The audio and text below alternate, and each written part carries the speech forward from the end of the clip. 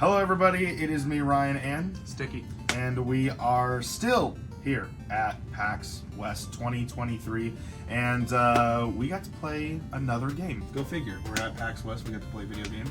And this time it is GigaBash. It's a arcade sort of fighter sort of thing, I think. It's not really like a serious, it doesn't take itself too seriously, but it's a 4-player couch co-op, sort of, not really co-op, but you can do 2v2. We didn't do that yet.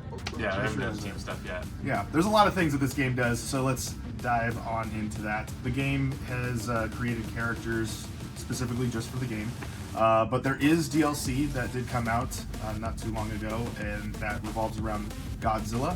Godzilla, Mechagodzilla, and 2 others are in the game. As we were playing it, we were just automatically sucked into yelling and shouting, and yes. It was... So why don't you tell us about the experience? I mean, it's pretty much like just destruction, and it's similar, I think, if you were to go for like a 3D version of Rampage. If any of you older boys and girls out there, Rampage, the old arcade game, there is a mode like that where you just do a lot of damage to buildings and stuff, but the main mode is just usually you just have either go for like a high score, you get however you knock people out by draining their health, or you can throw them down in a hole or drown them in a lake.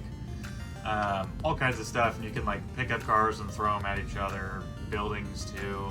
And there's kind of like, for Smash players out there, they kind of have like a final Smash ball that comes out, and you get to do that. You also have this special meter, which basically you Giga yourself up, your Giga version of yourself, and you just become really big and you do a lot of damage. It's pretty cool. Yeah, I like it. It's like, how can you make a kaiju more powerful? Oh, you just make them 85 times bigger than what they are. There's Giga Man. Giga Man. Giga Man yes. is like one of those Japanese like super mega power guys that you'd see. Like that, like almost like plastic looking mask with a smile on it. Yeah, it's pretty cool just how, even though the character may not be an officially licensed one, they do make sort of reference to a thing that you probably have seen before. There's 10 characters already in the base game. Yeah. And then, but speaking of number of things, there's 17 stages. And 6 biomes. And 6 biomes. So you get 6 different, like I think Hawaii, Tokyo, or just a few of them, and then you'll have different areas like of winter that thing. So we got to all 4 play it, and one of the devs was just kind of like pulled me to the side and just started talking about it, and I was like, okay, maybe we should play this because she's really kind of selling this game. Yeah. And she absolutely seemed like she loved being a part of the team, and so we took the time and to play it. So there's mini games, which we eventually played later, but the main thing was the free-for-all. There's also what seemed to be a story mode in the game as well. Yeah, haven't touched that we yet. have not done that personally at this current moment in time, but you can do that.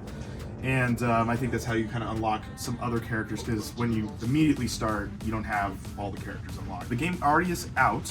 It came out last August is when it came out. But yeah, a year ago. Yeah, and so this is one of those games where we can say, and play it now. You can play it now. It's $25 on Steam, and it's actually available everywhere, because they had a big old poster and it just had like every single console icon that you could possibly go. It also has DLC for $10 as well. You can get a bundle on Steam. Anything else? Well, I mean, just a little bit more backstory of the game. This studio, this is their first ever game that they made. They're a team of 20 devs, and it took them about 4 years to make. And time well spent, I think. It's a good first game to have. I mean, honestly, that's a pretty good achievement. Yeah, I mean, it looks good. It plays really well. I mean, we had fun playing it. And so much so we actually bought it at the booth. Yes, So we did. I one character we didn't get to play personally, because you have to unlock him, is the building guy. And Carson actually played him in our gameplay. You're not gonna see us play, but I did capture some video of the building. What's his name again? It's Concrete. Concrete, yes. And I was like, I got a pin of it, and I was like, Yes. I had to get a pin for him. When he mega evolutions or whatever it is, he turns into a bigger building. Yeah, he kind of like Pac-Man's people a little bit, Yeah. jumps down on them. Yeah. So I guess my character, I played Godzilla. I had to try Godzilla out. Absolutely fun. He does exactly what you think he would do. He's just this big old lizard. He does the fire. They said the inspiration for the Godzilla that's in the game is based off of the first Godzilla. So if you're a fan of the original first Godzilla, that's where we have it in the game. Ashton, I don't know who you played as in the demo. I believe I played as Thunder Flash or the dude with the sword. Yeah. He was a Gundam. So yeah, you played as the Gundam Yeah. of the game, yeah. And Michael, who did you play as in the demo? I don't remember the name, but they were basically a giant dragon. Oh, okay. Is they're like before they had Godzilla, they had this one as that one. And then Carson, you played as Concrete.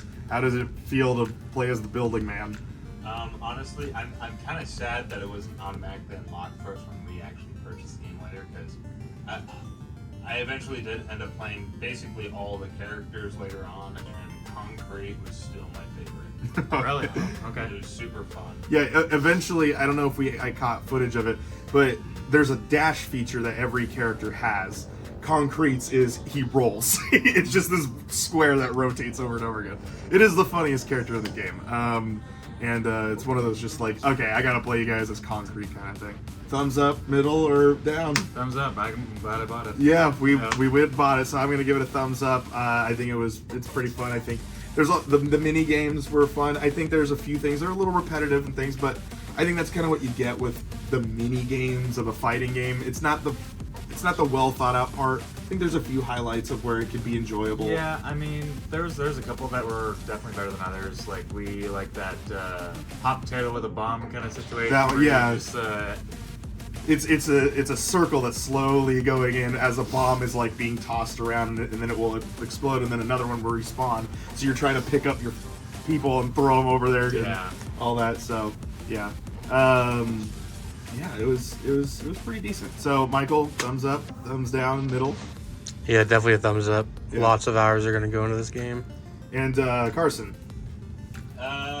Thumbs up. I wasn't a fan of the of most of the mini games, to be honest, but thumbs up because overall it's a fun experience. Yeah, I am curious to see how the campaign actually is, and so we'll see what that even entails. Like, I don't even know what they could do with something like that, but yeah, we've been playing it off and on here at PAX, so yeah, that's it. So anyway, ladies and gentlemen, thank you guys for watching. If you guys want to watch more, make sure you're subscribed, make sure you tap the bell button, and make sure you watch the other PAX West 2023 videos right here on Primal Target.